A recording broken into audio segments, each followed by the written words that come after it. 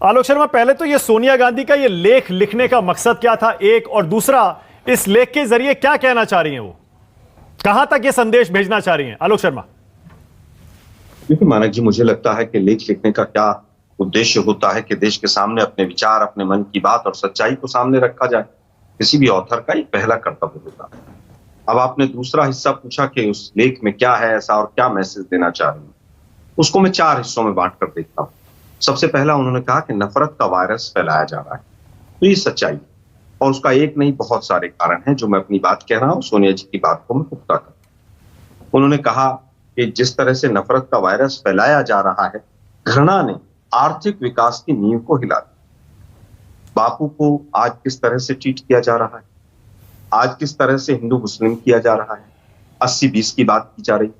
देश के प्रधानमंत्री शमशान कब्रिस्तान की बात करते हैं, रामजादे और दूसरा शब्द इस्तेमाल करने वाले कैबिनेट में मंत्री हैं, सरेआम सांसद और मंत्री गोली मारने की बात करते हैं दूसरे एक समुदाय के लिए। सीए, एनआरसी जैसे कानूनों का केवल और केवल राजनीतिक हिंदू मुस्लिम करने के लिए उपयोग किया जाता है, उसके बाद वो ठंडे बस्ते में चले जाते हैं। फर्जी धर्म संसद लगती है लगातार, फर्जी बाबा आते हैं, रेप करने की बात होती है, जब तक इंटरनेशनल प्रेशर नहीं आता अरेस्ट नहीं होते हैं। देश के प्रधानमंत्री कपड़ों से पहचान लेते हैं। कोरोना के समय पर भी इस तरह की चीजें रहती हैं। रामनवमी पर अभी लेटेस्ट जो आपने देखा, वो हमने देखा ही है कि पूरे देश में क्या हुआ। तो ये पहला हिस्सा है कि नफरत का जो वायरस है वो लोकतंत्र के चारों स्तंभों में घुसा दिया है। मैं बड़ी जिम्मेदारी से कह रहा हूं, आज अगर एक जज ये कहते हैं कि आप किसी को हेट स्पीच दें और हंस दें और मुस्कुरा दें, तो उसको वो हेट स्पीच नहीं। 600% हेट स्पीच 2014 के बाद एडीआर के आंकड़े कह रहे हैं कि बढ़ गई। क्या ये सच नहीं है? दूसरा उनका जो हिस्सा है, उन्होंने कहा कि भेदभाव हो रहा। भेदभाव आप पूरी तरह से देख लीजिए। आज एक अगर माइनॉरिटी का बच्चा दिल्ली के अंदर एक कमरा लेना चाहे, मकान लेना चाहे पढ़ने के लिए और पढ़ाई करने के लिए, तैयारी के लिए, उसको नहीं मिलेगा। आज 5वीं क्लास के बच्चों को ये पता है कि कौन हिंदू बैठा है इस क्लासरूम में, कौन मुस्लिम बैठा हुआ। आज खान पान के ऊपर, अभी आपने देखा हिजाब के ऊपर 1 महीने तक डिबेट चली, उसका क्या अंत हुआ? सुप्रीम कोर्ट और हाई कोर्ट इन्वॉल्व हो गए। पहनावा, खान पान, जबरदस्ती किसी को मार देना।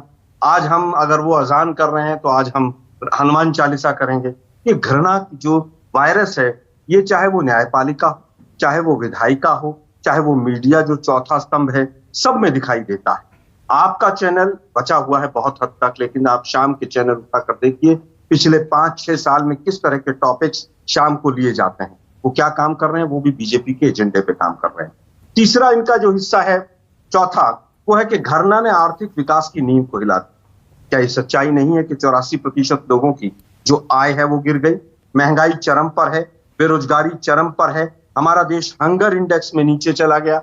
आज देखिए किस तरह से अर्थव्यवस्था की नींव पूरी तरह से हिला दी है इन्होंने। अच्छा, हालत यह है कि आज 70 साल में इस देश ने कमाया है, आपकी बात पूरी हो गई हो, आपकी बात पूरी हो गई हो। मेरा बड़ा इससे अगला सवाल यह है, सोनिया गांधी के इस आर्टिकल को, और सोनिया गांधी ने आज जो मीटिंग बुलाई जिसमें प्रशांत किशोर भी आए थे, उसको इस नजर से क्यों ना देखा जाए कि सोनिया गांधी अब राजनीतिक तौर पर और एक्टिव हो रही हैं, 2024 की तैयारी उन्होंने शुरू कर दी है। इसको इस तरह से क्यों ना देखे आलोक शर्मा? और मैं चाहता हूं कि आप आज प्रशांत किशोर कांग्रेस में आ रहे हैं, नहीं आ रहे हैं, क्या हो रहा है, इस पर भी कुछ तो बताएंगे।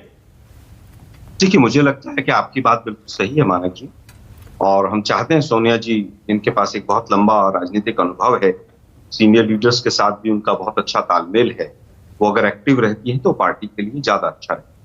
अगर आज वो अपनी लीडरशिप में तमाम लोगों को बैठाकर किसी स्ट्रैटेजी के ऊपर बात कर रही है तो ये कांग्रेस पार्टी और देश के लिए अच्छी बात। प्रशांत किशोर आ रहे हैं, नहीं आ रहे हैं?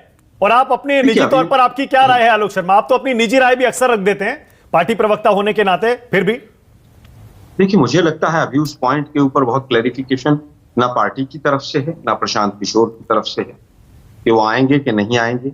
उनके माइंड में भी कहीं ना कहीं क्लैरिटी की कमी है, और कांग्रेस पार्टी की तरफ से भी पूरा कोई संदेश अभी तक नहीं है। आज पहली बार कम से कम केसी वेणुगोपाल ने यह तो मान लिया कि 2024 के लिए एक प्रेजेंटेशन लेकर प्रशांत किशोर आए थे, उस पर चर्चा हुई, और बाद में यह भी कहा कि सारे विकल्प खुले हुए हैं कि वो कंसल्टेंट के तौर पे आएंगे या जुड़ेंगे, पार्टी में शामिल होंगे। आपको क्या लगता है आलोक शर्मा, आपकी राय क्या है इस पर, क्या होना चाहिए? देखिए, मुझे लगता है मेरी राय से ज्यादा इंपॉर्टेंट कांग्रेस पार्टी की सीनियर लीडर्स की राय है और मेरी राय से ज्यादा इंपॉर्टेंट प्रशांत किशोर की स्वयं की राय। क्या वो पार्टी ज्वाइन करना चाहते हैं, किस लेवल पे करना चाहते हैं, किस फोरम पे करना चाहते हैं, नहीं करना चाहते हैं, कांग्रेस पार्टी उनको किस रूप में ज्वाइन कराना चाहती है, नहीं कराना चाहती है, केवल और केवल एक राजनीतिक सलाहकार के ऊपर उनकी सलाह ली जाती है।